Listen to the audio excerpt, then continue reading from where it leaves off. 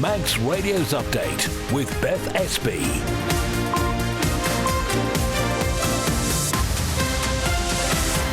Fastamai, good evening and welcome to the programme, your daily roundup of all the top stories from around the Isle of Man. Here's what you've got coming up in the next half hour.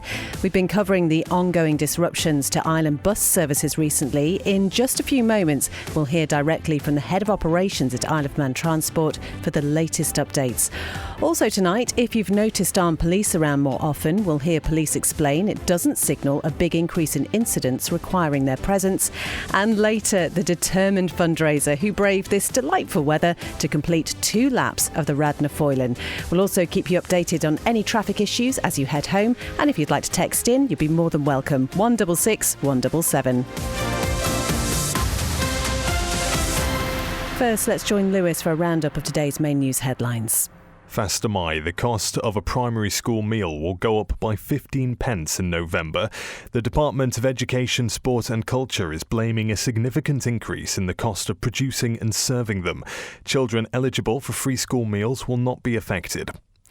Police say a female cyclist, a visitor to the island, is receiving treatment in hospital following a road traffic collision involving a car in St Mark's yesterday.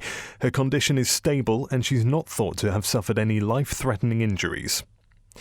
Manxman sailings between Douglas and Heysham from tonight until early Saturday morning have been rescheduled due to the poor weather conditions. Starting this evening, the 7:45pm departure will now leave at 9. And a delivery van belonging to a Manx charity was involved in a road traffic collision in Onchan earlier today. Crossroads has confirmed everyone involved is doing okay and there are no serious injuries reported.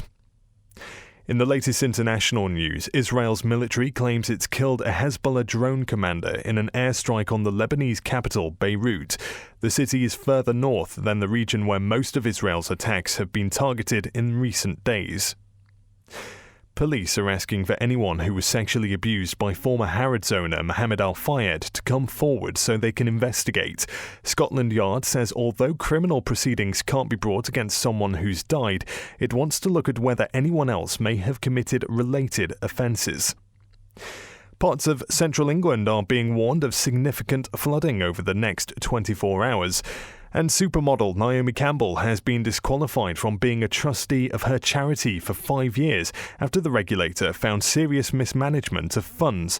Money had been spent on a 5-star hotel, spa treatments, room service and cigarettes.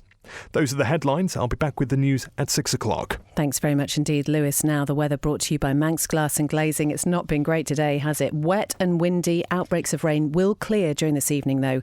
The strong to near gale force northeast winds, though, will still be there. It'll stay dry overnight. Some clear spells developing. Winds will become a strong northerly. Minimum overnight temperatures will be around 9 Celsius. Then tomorrow will be mainly dry with sunny spells and isolated showers, most likely in the afternoon or evening. Top temperatures around 12 Celsius.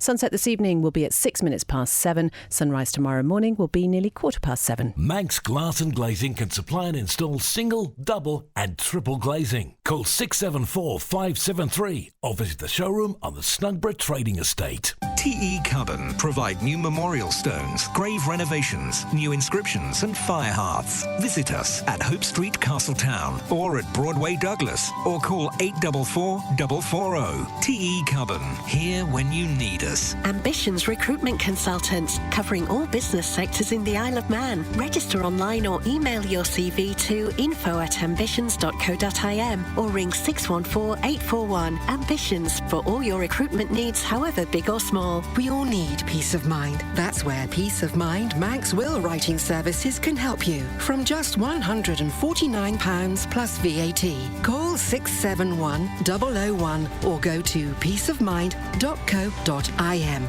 Most builders start with a hammer and saw. Manx Construction start with ideas and imagination. For new build, extension or home office, Manx Construction offer full service from planning to completion. Call Tony on 452 688. You're listening to Update on Manx Radio. It's just gone 4.5 minutes past 5. The inquest into the death of a Douglas man who died following a road traffic collision in Ballasalla earlier this year has been concluded. News editor Tessa Hawley joins me in the studio now, and I should say at this point this report may contain information you could find distressing. Tessa, first of all, this inquest was carried out in Liverpool. Why was that? That's right. So if we go back to May this year, and the 1st of May to be precise, you might remember there was a serious crash on the Balamoda Strait. 26-year-old Callum Moore suffered head injuries as a result of that incident, and he was airlifted to Aintree Hospital.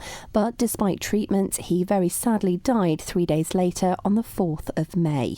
Now, because he died in the UK, the inquest into his death also took place there, as opposed to taking place at the Isle of Man Courts of Justice. And that inquest was concluded at Liverpool and Wirral Coroner's Court yesterday. It was. So with any inquest process, the coroner has to establish the circumstances around someone's death to try and determine why it happened. Inquests are not trials, and the coroner does not apportion any blame. So the coroner of inquests heard that Mr. Moore had been riding his BMW motorbike in the direction of Castletown at around 4:25 that day.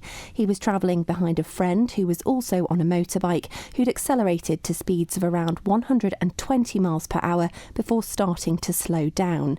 And the court heard Mr. Moore had gone flying past into the middle of the road before veering wider and then colliding with an embankment. So, Tessa, the coroner also reviewed details of the forensic collision investigation undertaken by the Isle of Man Constabulary. What did that show? Officers found that Mr. Moore had been travelling no slower than 72 miles per hour and no faster than 106 miles per hour at the time of the collision. The impact had caused the hospital porter's helmet to dislodge almost immediately, and it was noted by officers that this was perhaps indicative of it not having been secured properly. This was said to be supported by the fact the helmet strap was completely undone and was later backed up by the account provided by Mr. Moore's friend.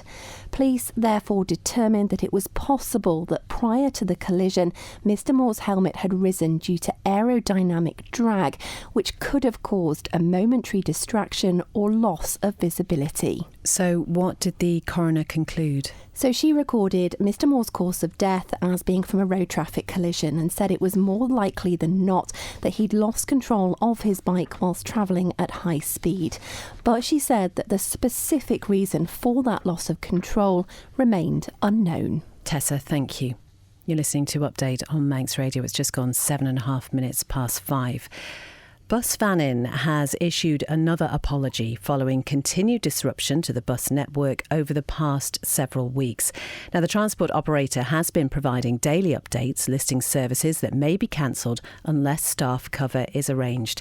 This afternoon, Amy Griffiths spoke to Head of Operations Ian Bates. I think it's fair to say we have a degree of staff shortages. Currently have 10 full-time positions, and I think there's 4 part-time positions currently vacant. That leads us with the additional sickness that we're encountering, particularly at this time of year when schools return normally. It's challenging to fulfil the number of services that we operate each day. It's a few percentage, but we're conscious that that one journey that somebody's relying on is very important to them. The fact it's a small percentage of what we deliver every day still doesn't diminish the responsibility we have for operating our bus service on the Isle of Man. And how do you decide which services are going to be at risk? How is that worked out? Through our allocation process the day before, we are aware of what's open from other vacant positions or sickness. That is work that is left from the duties that are populated for our staff to drive. And what we're doing at the moment is trying to be as transparent as we can and list all of those at the beginning of the day. And then throughout the day, as our colleagues offer for overtime or we have office staff out covering some of the runs, we will update social media. Now, clearly schools are important. I think we had Route 44 this afternoon to cover this morning. That has been covered as priority. We're conscious of the peaks of getting people to and from work. We're conscious, as I'm aware of today, the last returning bus to Douglas from Port Erin is currently uncovered.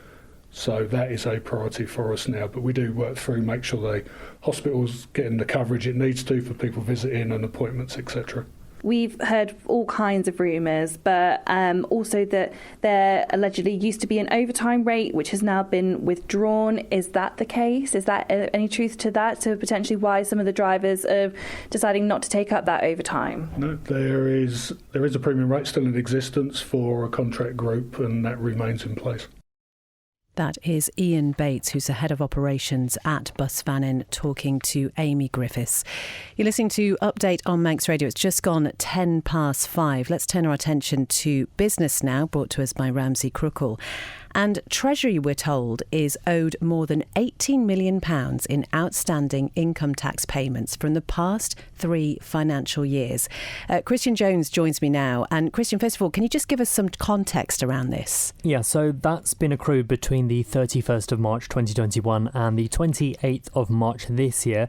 As at the end of the last financial year, there was £8.2 million that had been outstanding for more than a year too, and debt less than a month old stood at £1.6 million. OK, so do we know what the figure is as a percentage of total income tax figures? Of sorts, yes. In that same time frame, there's been just over £1 billion worth of income tax receipts, although there is a slight caveat to the latest fiscal year because those accounts are currently unaudited, so there could be some slight fluctuations. But for 2020 to 21, it was almost £240 million, and 23 to 24 was £325 million. We know income tax deadline is very soon. It's next week, actually. So presumably Treasury is still expecting to collect this money. It is, but when we see outstanding debt that's more than a year old, it looks like it might not be a swift process. The Minister has reiterated, though, that when a taxpayer doesn't pay income tax by the due date, a reminder and subsequently a final demand is made. And if payment is still not received, then the case is referred to the debt collection team, and that's to try and find what's described as a fair and affordable solution for the taxpayer to repay the debt owed. He does continue to say that in a small number of cases, when an agreement can't be reached is when a warrant will be issued. Christian, thank you very much for that. And just to add that the Income Tax Division does encourage anyone who is struggling to pay their debt by the due date to contact them as soon as they can to avoid escalation of the process. They can be contacted via appointment or by telephone, and shortly we will have those details at manxradio.com for you. 5:12. The stock market report is brought to us by Ramsey Crookall as well. They tell us that UK and European stocks were higher, spurred on by overnight gains in Asia Pacific markets. Now, Wall Street stocks were in the green at the bell as major indices look set to reclaim a chunk of yesterday's losses. Silver rose to its highest level in nearly 12 years, riding the coattails of gold's rally to record peaks on interest rate cuts by major central banks. But oil prices slumped, reversing earlier gains on news that Saudi Arabia, the world's biggest crude exporter, will give up on its price target in preparation for raising output. A look at the commodities prices then. Gold stands up 0.49% at $2,669. Brent off 2.9% at $71.58. At the close, the FTSE 100 was up 0.14% at 8,280. And a short time ago, the Dow Jones was trading up 0.44% at 42,098. And the Nasdaq was up 0.33% at 18,142. I'm running late again. Do you know where I put my car keys? In the fridge. Where's my phone? Under the dog basket. Bye. You haven't forgotten that we're seeing Ramsey Crookall later? Oh, no, of course not. 5 p.m, is it? 2:45. I'll be there. Life is busy. That's why Ramsey Crookall's team takes time to help you make a mindful investment decision, considering all the options, giving you full control of your financial future. Less stress, more assurance. Forgot to put my shoes on. Oh. See how we can make your money work for you. Call 717171 or visit ramseycrookall.com. Licensed and regulated by the Isle of Man Financial Services Authority. Manx Radio Travel, driven by Quayside Tyres and Service Centre. So there's nothing obvious on the roads at the moment other than the weather is pretty awful, so do just take care when you're out and about heading home. Down at the airport, there was the cancellation of the EasyJet Manchester flight a little bit earlier, but other than that, everything looks pretty much to time. That was a Manchester flight that was scheduled to leave at 5:30. It's at the steam packet. There's a little bit of a change. Tonight and tomorrow's Manxman sailings between Douglas and Heysham have been rescheduled, and again, that is because of the weather. This evening's 7:45 departure will now leave Douglas at 9. Meanwhile, the 2:15 a.m. return journey will depart from Heysham at 4 a.m. This will have a knock-on effect on tomorrow's sailings as well. The 8:45 from Douglas will now leave at 10 a.m. and the afternoon return will be at 2:15. Was supposed to be at 2:15. It will now leave at 3:15. And then Friday evening's departure will leave Douglas at 8:30, but we'll worry about that one tomorrow. If you spot anything else while you're out and about and you'd like to let us know, that'd be great. 166 177, or you can email studio@manxradio.com. Quayside Tyres and Service Centre with 1 year's free engine warranty from Castrol. Get more with Quayside. You're listening to Update on Manx Radio. It's just gone 5:15. The Department of Health and Social Care says it's currently unable to implement a planned gender identity pathway for Manx residents. Now, it's being blamed on changes in the UK, as Sean Cowper reports. Earlier this month, Manx Care was told the transgender community is facing an overwhelmingly negative experience when attempting to access gender-affirming care. It followed a survey carried out over a 10-week period. Gender services on the island are currently provided by specialists in England, while DHSC says it understands the importance of having a clear and accessible pathway. It says repeated changes to UK policies mean it hasn't been able to contract an agreed service. It means NHS England is not currently accepting referrals from the Isle of Man.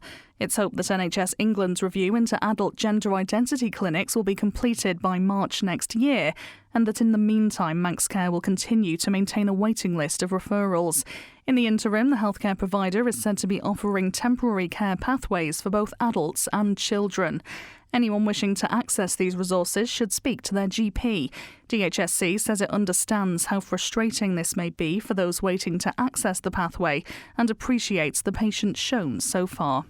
Sean Cowper reporting there. You can find out more about that story at manxradio.com.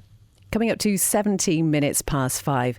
Now, you might have heard on Manx Radio Breakfast this morning our interview with Angie Rook. She's the Associate Director for the RNLI, and she's been walking 200 miles around the Isle of Man in support of the life-saving charity. So that is twice around the Radna Foylan, and as we look out of the window here with today's weather, it really hasn't been easy. But in the last hour or so, she arrived at her final destination, which was Douglas Lifeboat Station.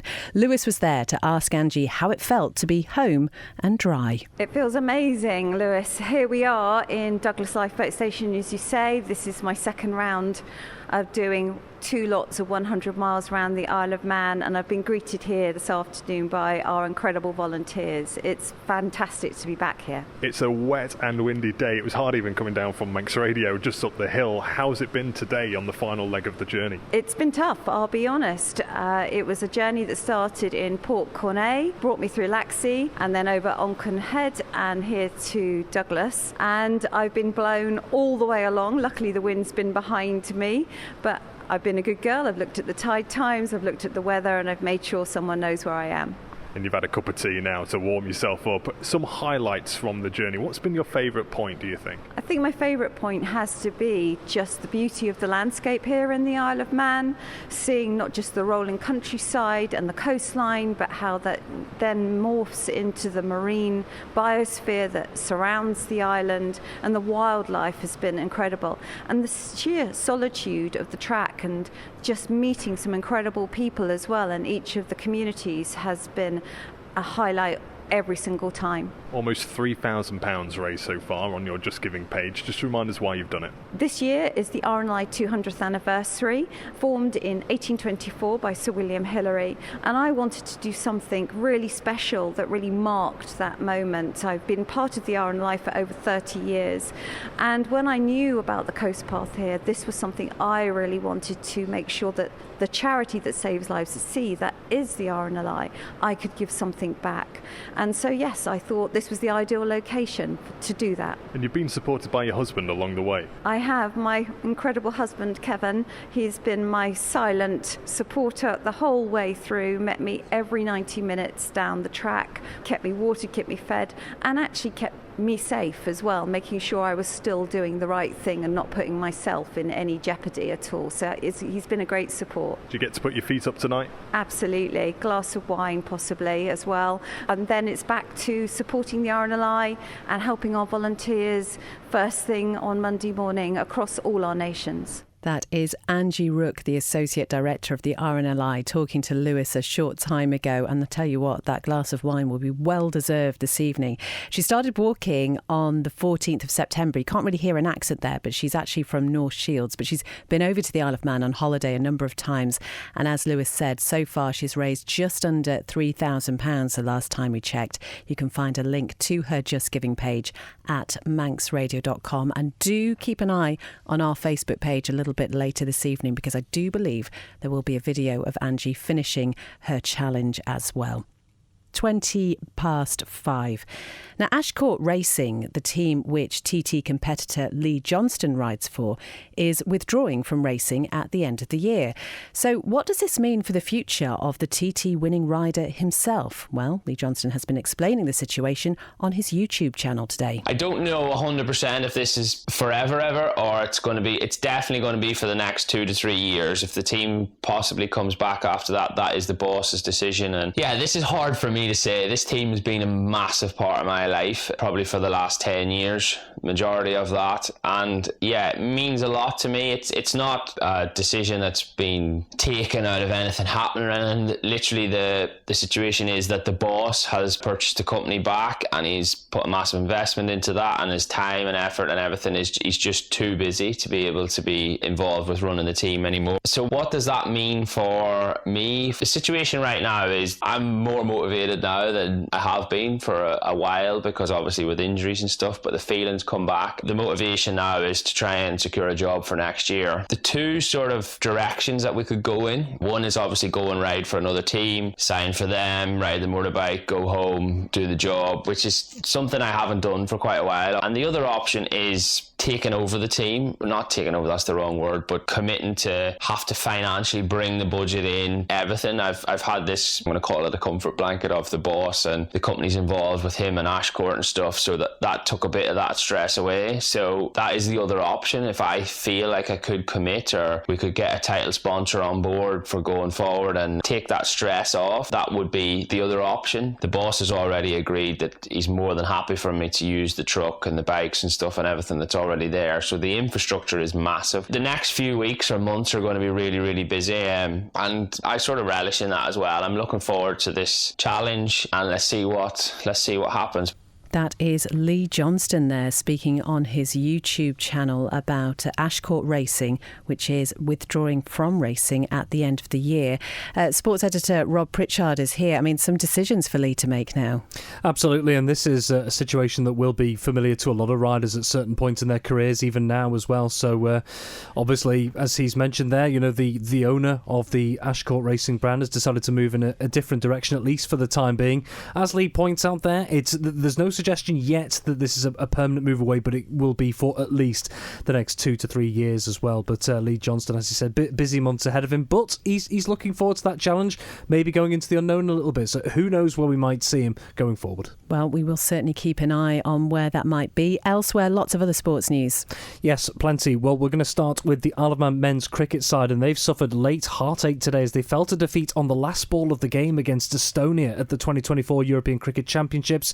The Estonians claimed victory by 3 wickets in the Challenger Division Group 1 qualifier at the Katama Oval in Malaga, Spain, with a final score of 151 for 7, overhauling the Isle of Man's benchmark beforehand of 148 runs. While requiring 4 runs to win on the last ball of the game, Estonia's star performer Stefan Gooch hit a commanding six to rip victory away from the Ireland squad on his way to a spectacular individual total of 106 not out.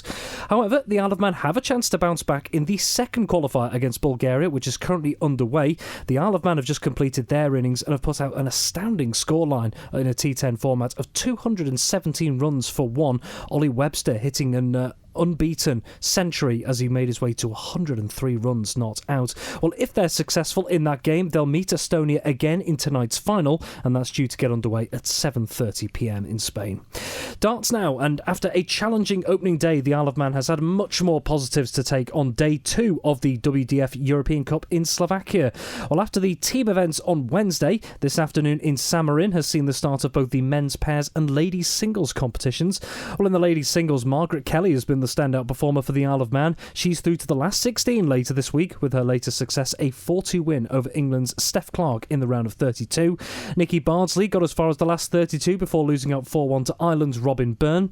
Sarah Taylor exited in the first round with an error 4-3 loss to Ivanina Ivanova of Bulgaria, with Jessica Corlett also out at the same stage after losing 4-2 to Tamara Sarsalan of Spain. In the men's pairs, Aaron Bradley and Robert Nelson made an impressive start to reach the round of 32 before they were knocked out by Austria's Patrick Tringler and Andreas Kumpan. The other duo of John Halsall and Alan Young were knocked out in the first round by the Croatian pair of Marko Jancic and Ivica Kavric. And finally, the Isle of Man under-21 netball side suffered their second defeat in as many games at the World Youth Cup qualifiers in Cardiff last night. The Manx side were on the receiving end of an 85-27 loss at the hands of the hosts, Wales.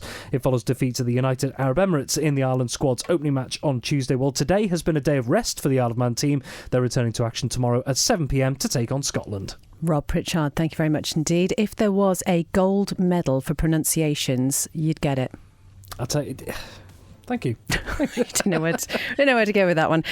Thank you very much indeed, Rob. And that is all from Update this evening. Thank you for tuning in. And again, if you've missed any of tonight's programme, you'll be able to download it shortly as a podcast from your favourite podcast provider.